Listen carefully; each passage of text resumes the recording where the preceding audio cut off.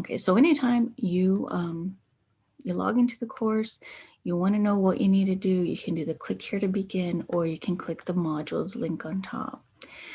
Here's the orientation. It's always going to stay on top. I just minimize it for now.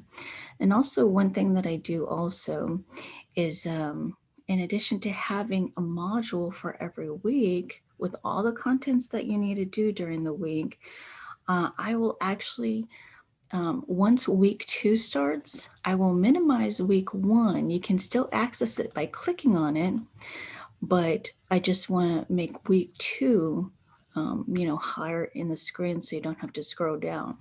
Then eventually what I do is I will actually move the module all the way to the bottom of the page. So you see now week 1 is at the very bottom after week 16. You can still access it, but I kind of want to get it out of the way so that the most current week will be on top. So if for some reason you have to access the content from previous weeks, just know that you can scroll all the way to the bottom to still get it, to still get the content. And again, I will always have the orientation up on top in case you need any information from here. Okay, and I know if you look at week 2, this is what you'll have to do on week 2, but I have that it will unlock on May 10th. And I only do that so I know that it won't open before I'm ready. So next week, or actually by the weekend, I'll have this week ready for you. So here's the overview. Here's the netiquette guidelines, the introductions. You submit your discussion response by Sunday or earlier. And then you have to do the quiz. Now the quiz, remember again that it's completely open, that you don't have to submit by a certain time. It should say no time limit for you. If you have already submitted work, I really won't get to it until the due date, which is Sunday. Well, usually it's after Sunday because I want to make sure everybody submits everything and then I'll grade it. If you have any questions about any of these questions or on the quizzes or on the labs, be sure to let me know by email, because if you submit through the assignment, I might not even see that you have a question. So it's better if you actually have issues with anything that you email me about that. Again, I just want to make sure that you know that all of this is due on January 24th. So if you look at the calendar, let me go ahead and open up the calendar. You will see, okay, January 24th, January 31st, those are all Sundays. So that means that everything in this module will be due. Here's the 24th, here's the 31st. Everything will be due on Sundays. But of course, if you have time during the week, please be sure to do it early, because you never know, something might come up. And well, of course, you might want to have the weekends free. Also note that the chapters are really short. So right now I'm looking at chapter 1, and just notice that they're at page 2, page 3, okay, we're done. That's chapter 1. So they're really short chapters, and I really like that with this textbook because it doesn't really spend too much time describing things. It really gets to the point. And also know that for quiz 1, is for chapters 1, 2, and 3. So if I were to go into the modules and click week 1 overview, it actually says we'll be reading the first 3 chapters, and then you do the quiz after that. So all the questions are not going to be only in chapter 1. It'll be in chapters 1, 2, and 3 for quiz 1. Another thing I want to bring up too is that for week 2, we will actually be doing our lab. Generally every week, if you scroll through here, if we don't have an exam, you're going to have a lab and a quiz.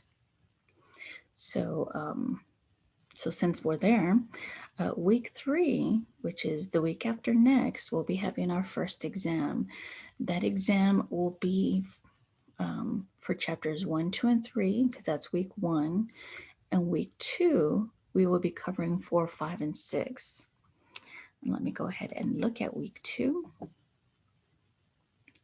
So if you have time and you want to get ahead, go ahead and read chapters 4 through 6, and you'll be ready for the quiz. The first lab will also be due on week 2, and generally what it is, you won't be able to see it, but I can show you real quick, and I might still change this a bit, but basically what we're going to be doing for the lab is downloading the software that we'll be using for this class, which is Notepad++. Basically, when it comes to what we'll be learning, like HTML, CSS, and JavaScript, you can use just regular Notepad on a PC computer. But Notepad++ actually gives you, it actually separates things with colors, which is really nice because it helps you with troubleshooting.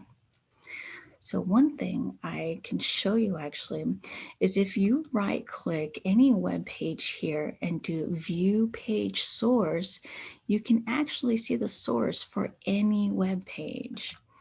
So if I click that, you see here that here's HTML, here's head, and then here's some link stuff. Now, I know this it might look pretty bad, but we're not going to be doing this far. We will be doing some of this here, which is programming JavaScript. So we'll be doing that at the very end of the semester, but so don't really worry about how this looks so far. So here's a title tag, we'll be doing that. Here's a script tag, so we'll be doing that at the end of the semester. Here's the closed head, here's the open body. So if you look at lab 1, you'll see HTML head body. These are basic tags that you'll have in web pages. So this is the actual web page, the Canvas web page here, but we're looking at the source. And you just do that by right click and oops, and then view page source. So it is kind of cool that you can actually see any web page's source. The LI is for lists. We'll be looking at divs, basically a division area to have certain text in format for formatting.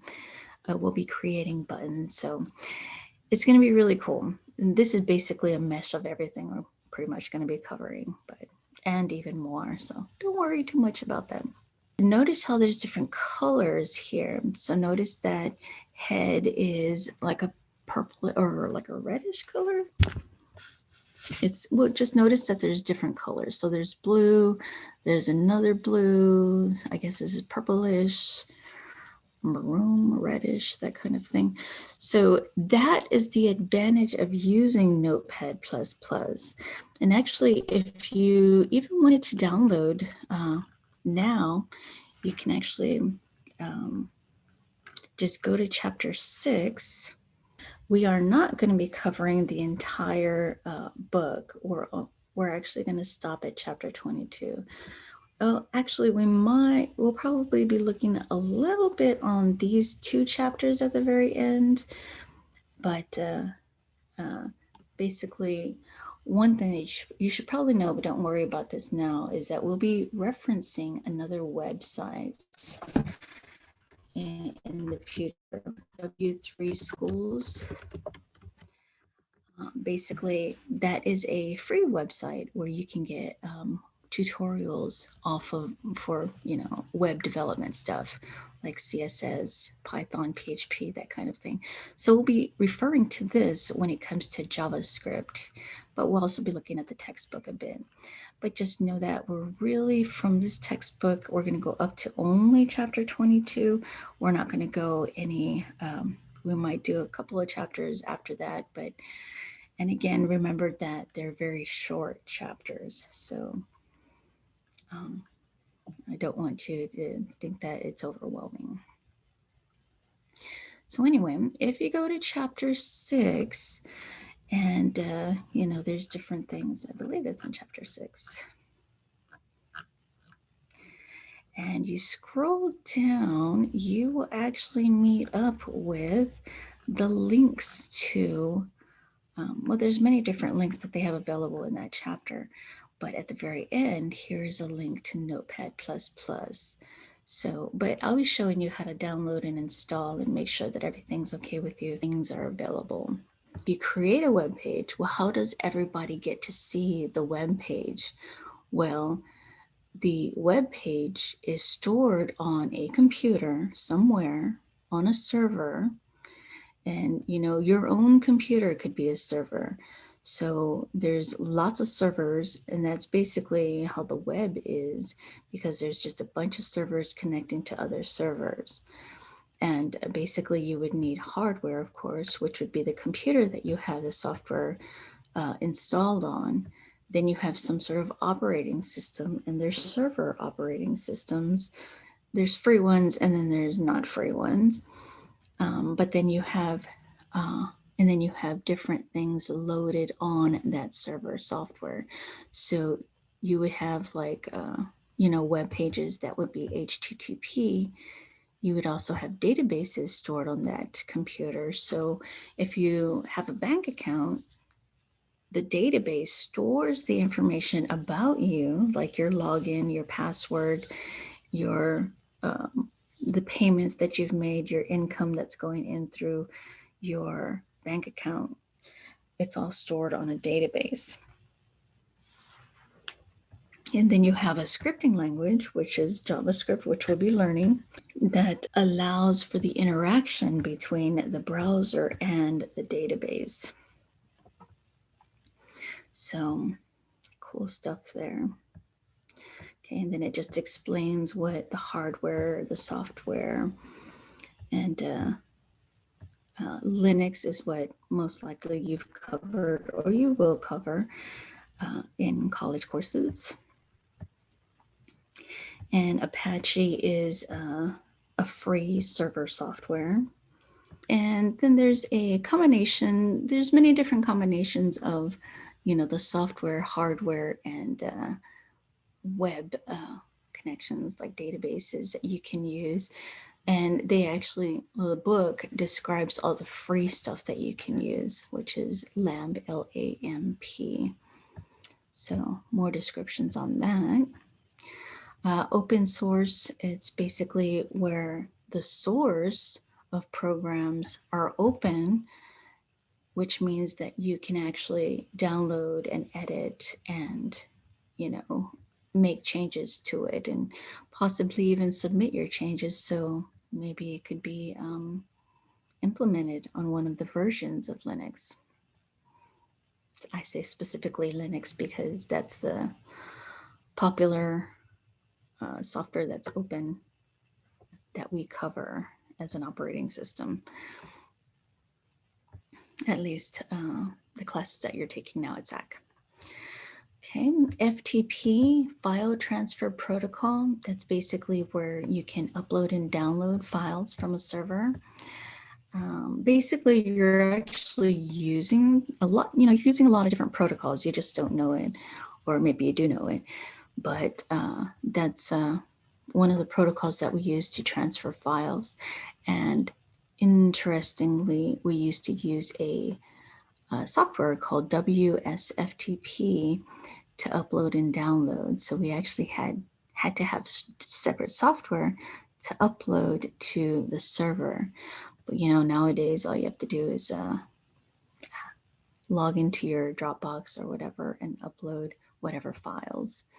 So that's just one of the protocols. And going back to what a protocol is, just know that a protocol is basically the rules on how things are done. So if this is a transfer file protocol, that means that FTP is basically the rules on how file transfer is being done. So if it says protocol, that means rules.